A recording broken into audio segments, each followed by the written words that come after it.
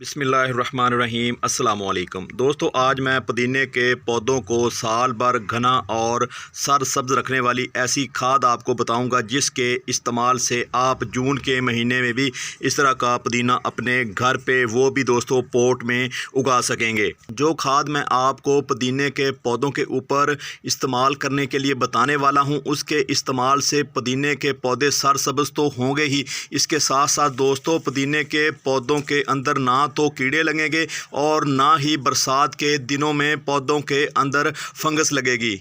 अक्सर देखा गया है हमारा पुदीना गर्मी से तो सूखता ही है, लेकिन बरसात के दिनों में पुदीना सूखने की जो रेशो है वो बढ़ जाती है। उसकी वजह ये होती है कि जब बरसात होती है, बरसात के दिनों में दोस्तों बारिश के पानी की वजह से पुदीने की जड़ों में फंगस लग जाती है, जिससे पुदीना अक्सर सूख जाता है। जिस खाद का इस्तेमाल मैं आज अपने पुदीने के पौधों के ऊपर करने लगा हूं, इसके इस्तेमाल से दोस्तों आपके पुदीने के पौधे कम से कम गर्मी से नहीं सूखेंगे, क्योंकि ख़ासकर वो पौधे जो आपने छत के ऊपर रखे होते हैं उनके ऊपर तो बहुत ज़्यादा गर्मी का असर होता है। और दोस्तों ऐसी छत जिसके ऊपर आपने एसी भी लगाया हो और उसकी जो हवा होती है आपको पता है कितनी गर्म होती है। फरवरी और मार्च के महीनों में हर एक का उगाया हुआ पुदीना जो होता है वो अच्छी ग्रोथ करता है, लेकिन मसला उस वक्त पैदा होता है जब अप्रैल और मई का महीना आता है।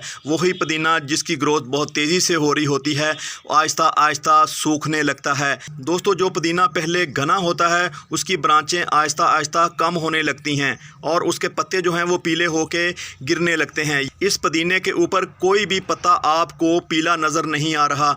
आपको जो भी पत्ते नज़र आएंगे या ब्रांचें नज़र आएंगी वो आपको लश ग्रीन नज़र आएंगी। अगर आप भी चाहते हैं जून के महीने में भी आपका पुदीना फरवरी और मार्च के पुदीने की तरह घना हो, सरसब्ज हो, तो फिर मैं आपको खाद बताने से पहले चंद टिप्स बताऊंगा जिसके ऊपर आप अमल करेंगे तो इंशाल्लाह आपका उगाया हुआ पुदीना भी बहुत ज़्यादा ग्रोथ करेगा। दोस्तों पहली केयर जिसके ऊपर आपने अमल करना है वो ये है कि आपने जब पुदीने के लिए मिट्टी बनानी है तो 30% आपने मिट्टी में रेत मिलानी है, 40% आपने आम गार्डन सॉइल लेनी है और 30% इसमें आपने गला हुआ गाय का गोबर या फिर वर्मी कंपोस्ट या फिर किचन कंपोस्ट, जो भी कंपोस्ट आपके पास है आपने मिट्टी में मिलाना है। पुदीने की अगली केयर में दोस्तों आपने पुदीने को ना तो फुल छांव में रखना है और ना ही फुल धूप में रखना है। हालांकि पुदीना ऐसा पौधा है इसको धूप ज़्यादा पसंद होती है। पुदीने को घना करने के लिए शेडी एरिया में रखना है।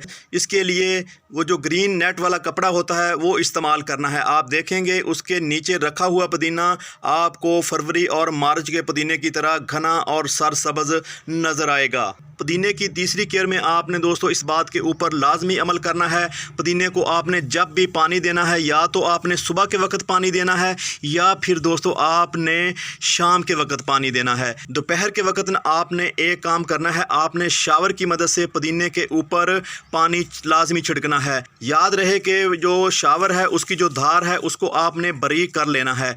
अगर आप मोटी धार से पुदीने के ऊपर पानी छिड़केंगे तो पुदीने के जो पत्ते हैं या पुदीने की जो ब्रांचें हैं वो एक साइड को झुक जाएंगी। मई और जून के महीनों में आपने अगली केयर ये करनी है कि ये जो पुदीने का पोट है आपने ऐसी जगह पे सेट करना है यहाँ पे लू वाली हवा है वो इसके ऊपर असर अंदाज ना हो सके। पुदीने के पोट को दूसरे पोट के दरमियान में रखना है। दोस्तों बात करते हैं कि आपने गर्मी के दिनों में कौन सी खाद को अपने पुदीने के पौधों के ऊपर इस्तेमाल करना है जिसके इस्तेमाल से ना सिर्फ आपका पुदीना लश ग्रीन हो और आपका उगाया हुआ पुदीना है उसके ऊपर पत्ते चौड़े हों और जो इसकी टहनियाँ हैं वो घनी से घनी हों। ये है वो खाद जिसके इस्तेमाल से आप भी अपने पुदीने को लश ग्रीन कर सकते हैं, पुदीने के पत्तों को चौड़ा कर सकते हैं और आप अपने पुदीने को घना कर सकते हैं। आपने इस खाद का आधा चम्मच लेना है, 2 लीटर पानी में आपने इसको मिक्स करना है। अच्छी तरह हिला के जब ये खाद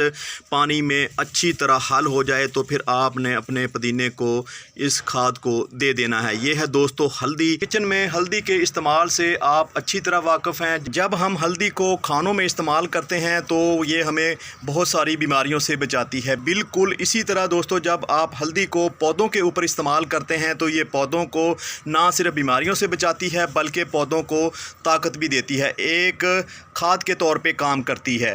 आज मैं हल्दी फर्टिलाइज़र को इस पुदीने के ऊपर इस्तेमाल नहीं करूँगा क्योंकि मैं इससे पहले इस पुदीने के ऊपर हल्दी फर्टिलाइज़र को इस्तेमाल कर चुका हूं, जिसके इस्तेमाल से ही आप देख रहे हैं हमारे पुदीने की ग्रोथ बेहतर हुई है। आज मैं हल्दी को इस पुदीने के ऊपर इस्तेमाल करने लगा हूं।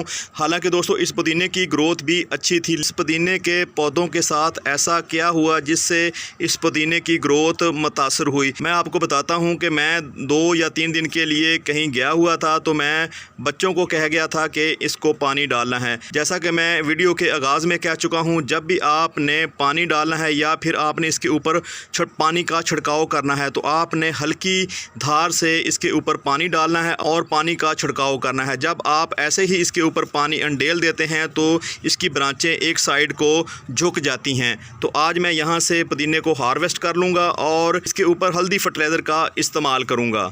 हल्दी फर्टिलाइज़र को यहाँ पे इस्तेमाल करने से पहले हमें यहाँ से पुदीने को हार्वेस्ट करना होगा। तो आइए पुदीने को हार्वेस्ट कर लेते हैं।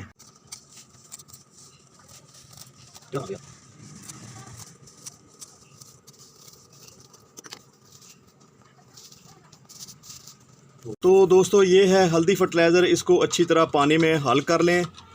अगर आप पानी में इसको हल नहीं करते या फिर कम इसको हिलाते हैं तो इसका उतना पौधों को फ़ायदा नहीं होगा। अच्छी तरह आप इसको पानी में घोल लेंगे तो इंशाल्लाह आपके पौधे चंद दिन के अंदर हरे भरे हो जाएंगे। तो यहाँ से हमने पुदीने को हार्वेस्ट कर लिया था। तो यहाँ पे आप देखें ये कीड़ियाँ इसमें फिर रही हैं, चूंटियाँ फिर रही हैं। तो अगर आपके गार्डन में या गमलों में चूंटियाँ आ चुकी हैं तो इन चूंटियों को भगाने के लिए ये बेहतरीन फर्टिलाइज़र है, या फिर आप इसको पेस्टिसाइड कह सकते हैं। ये चूंटियों को मारेगा नहीं लेकिन चूंटियों को यहाँ से भगा ज़रूर देगा। तो अब हम इस खाद का इस्तेमाल यहाँ पे करेंगे, उस साइड पे भी करेंगे। यहाँ पे आपको चूंटियाँ नज़र आ रही हैं, आपने इनके बिल के ऊपर इस खाद को लाजमी डालना है।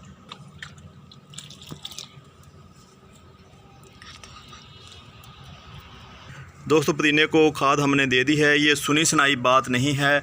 मैंने इस खाद का इस्तेमाल इस पुदीने के पौधों के ऊपर किया। जैसे ही हमने इसका इस्तेमाल पौधों के ऊपर किया तो हमारे पुदीने के हर गुज़रते दिन के साथ ग्रोथ बढ़ने लगी। तो दोस्तों ये थी आज की वीडियो। मिलते हैं किसी अगली मालूमाती वीडियो के साथ, तब तक आपसे इजाज़त चाहते हैं। अस्सलामु अलैकुम वरहमतुल्लाहि वबरकातुहू।